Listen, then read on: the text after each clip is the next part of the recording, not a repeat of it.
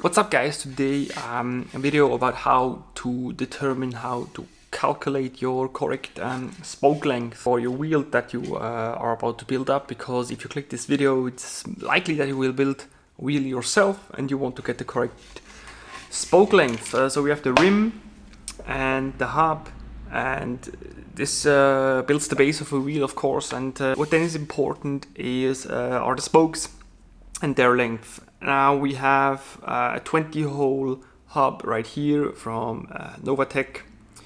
This is the super light. They also make the ultralights. Yeah, but this is about 70 grams, I think. Really lightweight. And we have a zip wheel, 404 Firecrest, an older generation, of course, that we're gonna go and build this up with. Now, how do you get your spoke length? Now, spoke length calculates, of course, depending on your effective rim diameter, which is called ERD, and you have to measure that. And then you have to basically measure the whole hub.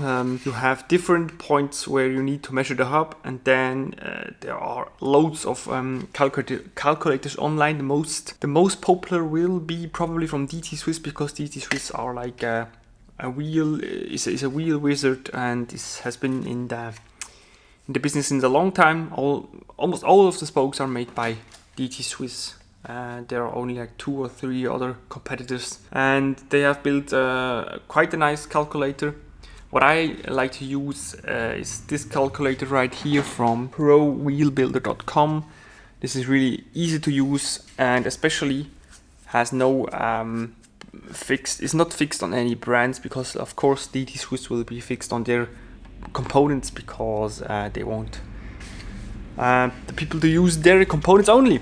So first of all, you need to get your rim diameter, the ERD. This isn't just the distance from here to here, but it is really more complicated than that, because your ERD, your rim diameter, already determines where your spokes are going to sit in the end once the tension is right. And you want to build yourselves 2 spoke tools, some measuring tools. So basically you want to cut a spoke, and you want to leave the thread here and cut the whatever it is, a J-bend or a straight pull. You just want to cut the head and cut it exactly to 200 millimeters or 20 centimeters. Of course, those are metric measurements for all you US people out there, but I'm sure you can calculate them online what the inches of those 20 centimeters will be.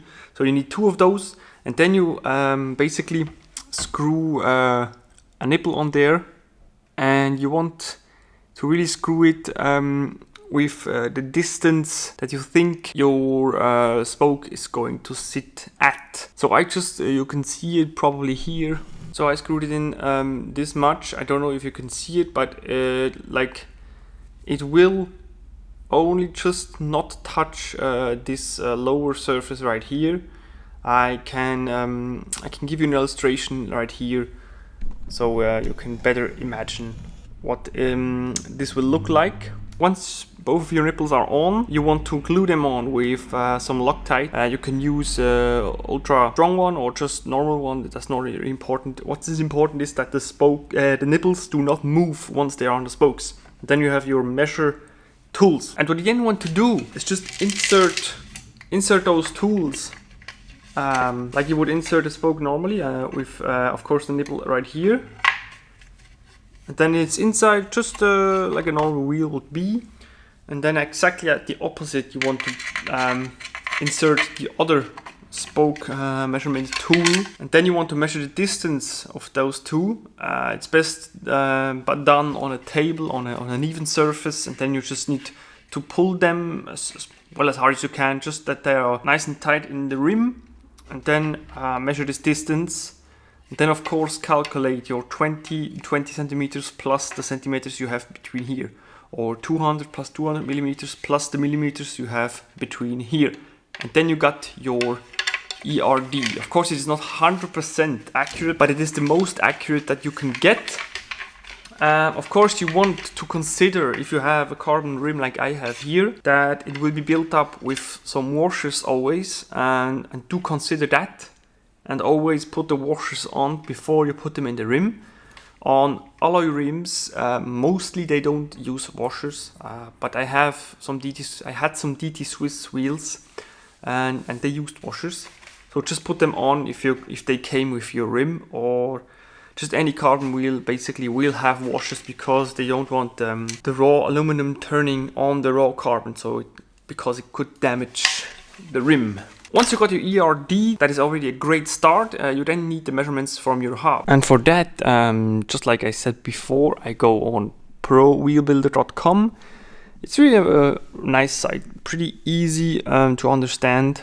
Spoke length calculator is here. Then you got your hub right here. It is a center lock hub, but it's not really important. What is important are the measurements and where you make them, and the distance you then fill in here. Of course, your effective rim diameter, we have that now because we just calculated it with our tools. Then we have the axle width, of course. Road bike, that will be road bike rim brake will be 100 millimeters right here. Always put the measurements in millimeters. We have the lock nut to flange distance, which will be the distance from this point right here until the middle of the flange. This is not the easiest to measure, but I suggest you get yourself a tool like this. It doesn't have to be a digital one, but of course a digital one will maybe increase the accuracy of your measurements. So here you see this will be around 16 millimeters lock nut to flange, and then you also need the flange to the center.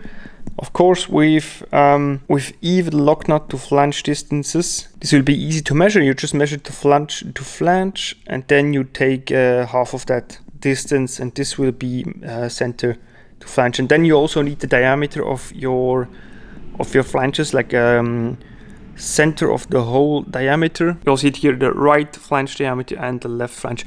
It all really comes down to where you get the measurements and then how accurate you get them. And once you get them right, this is pretty easy to calculate. You just put in all the numbers here. You don't need to select your rim model or manufacturer or hub model.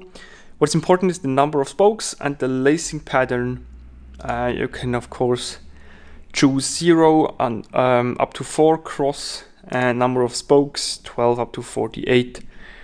We have 20 with a lacing pattern of 0 crosses because it will be a radial build up. For a front wheel, this is pretty okay, and also pretty lightweight with only 20 spokes. And then this should be pretty much it. We have our wheel rebuild ready, Zip and Novatech. I figured this will be a pretty lightweight set. I will probably make a video once the wheel is ready. This is the old hub from Zip. You can see it here, it just failed at the flange, which is pretty, the quality is pretty low from those Zip hubs. So if you have any questions about wheel building or calculation processes I just described, please do not hesitate to hit me up. And then we'll see what this wheel will look like, and see you in the next one.